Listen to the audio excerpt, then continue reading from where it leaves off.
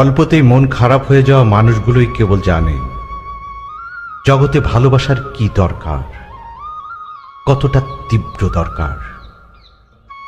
জীবনের দহন পথ জুড়ে একা একা ছায়াহীন হেঁটে যাওয়া ক্লান্ত কোনো পথিকই কেবল জানে মমতা আর ভালোবাসার বিস্তৃত কোনো বৃক্ষের ছায়া জীবনে কত প্রয়োজন, কত।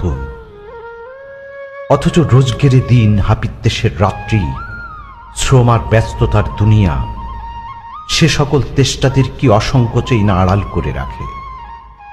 বুকের ভেতরের জল জমে গিয়ে কঠিন বরফ হতে হতে ক্রমশই পাথর হয়, শক্ত কঠিন পাথর।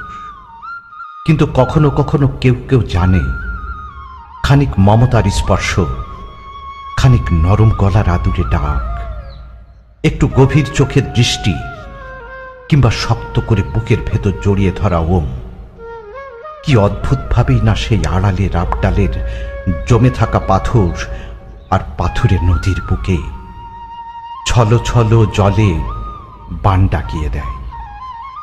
কি অদ্ভুত! কেবল জলই জানে ভালোবাসা কত তীব্র, মমতা কত প্রগাঢ়। কিংবা ভালোবাসা মমতা জানে জীবনে জলের কি প্রয়োজন, কান্না কি অপরিহার্য।